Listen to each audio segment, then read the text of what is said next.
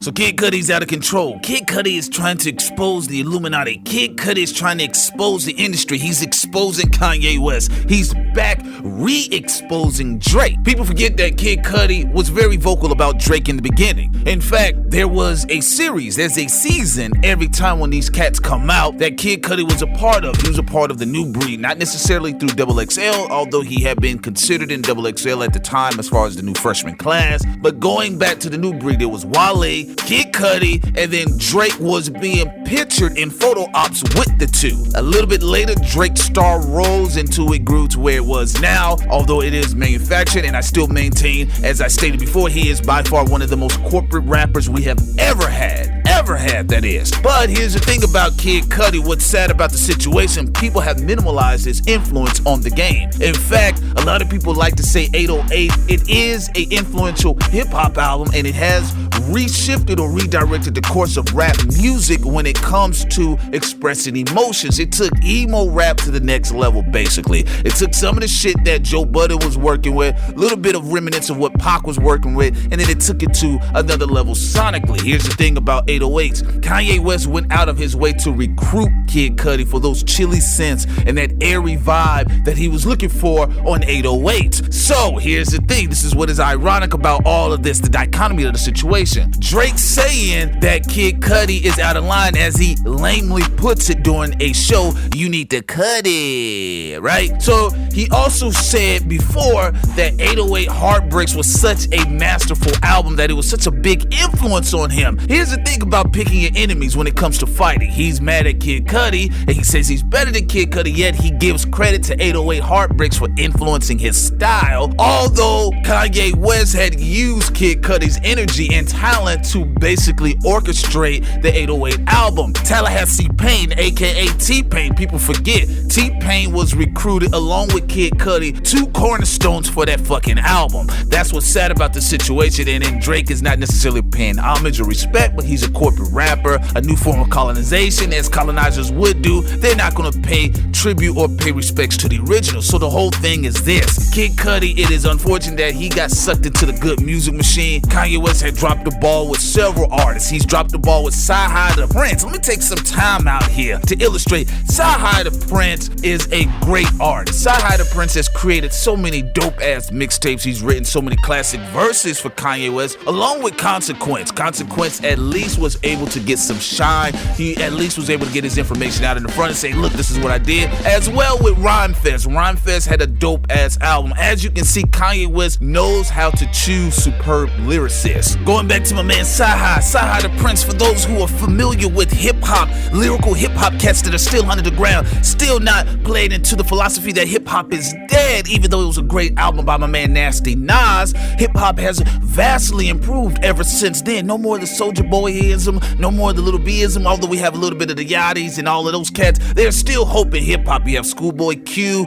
you have Kid Cudi, you have Kendrick Lamar, of course you got my man J. Cole, and the big homie Big Crit. Big Crit has one of the best discographies in the game right now. He's just severely underrated. But going back to Sci-Hi the Prince, dropped ill mixtape, my Ivy League club, that is. These are the guys that are a part of the Kanye West camp. Now, what is interesting with Kanye West, the reason why you cannot compare Kanye West and Drake in similar fashions when it comes to ghostwriting or production credits or uncredited writers, although both of them are guilty of it, having not credited certain writers. Here's the thing: Kanye West was able to successfully craft College Dropout. Some cats did lend some lobs to him. They threw up a couple punchlines here and there, although we do have Kanye and Consequence having issues, as well as Rhyme Fest when it comes to certain tracks. But for the most part, Kanye West did prove his lyrical prowess to a degree. We wouldn't put him in the same space as, let's say, a Fabulous lyrically with punchlines bar for bar, but he did prove himself lyrically to a degree with the Freshman Adjustment Series. People forget about the Freshman Adjustment Series. All College Dropout is just pretty much the Freshman Adjustment Series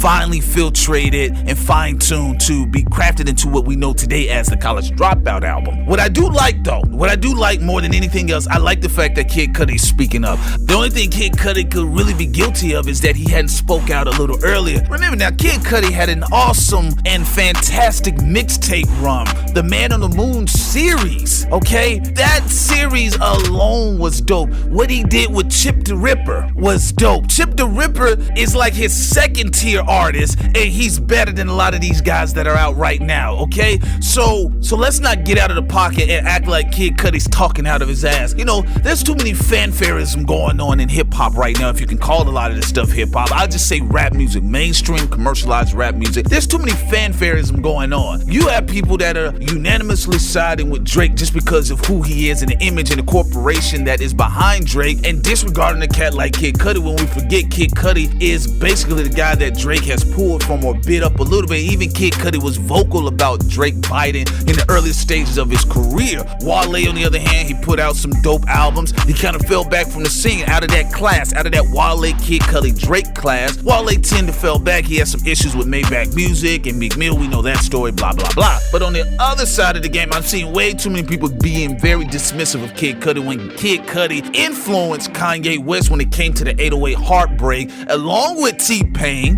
who gets swept up under the rug as well. And that album has influenced a lot of cats to do what Drake is doing now, what a lot of guys claim, oh, it's a pillar in hip-hop. So it's ironic how Kid Cudi is kind of getting swept when a lot of this stuff that's happening right now, he was a progenitor for, at least as far as the R&B, crooning, and rapping, and even producing his own hit. People underestimate Kid Cudi's production skill as well. The boy is cold. So this is a very weird situation. I think for the most part, though, this is what happens when you sell your art, when you sell your soul, and you stop your momentum. Kid Cudi had an awesome momentum before he hooked up with Kanye West and did the 808 Heartbreak shit. After that, Kanye West had pivoted and got in Kid Cudi's lane, actually, to a degree, because if you listen to Kanye West pre-808, he was clearly rapping and even to a degree singing a little differently. After 808 Heartbreak, all the way through Yeezus, all the way down to My Twisted Beautiful Dark Fantasy, all the way down to The Life of Pablo, he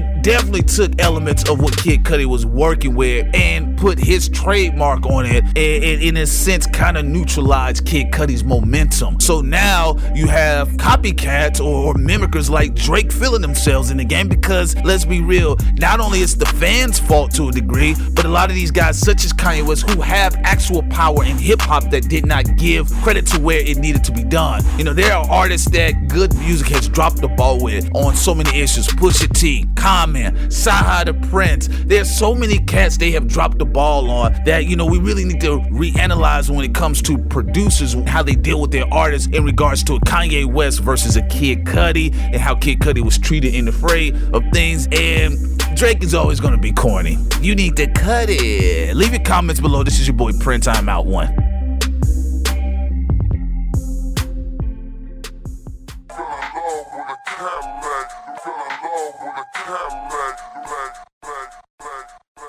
Like an acrobat. I woke up with my homie on.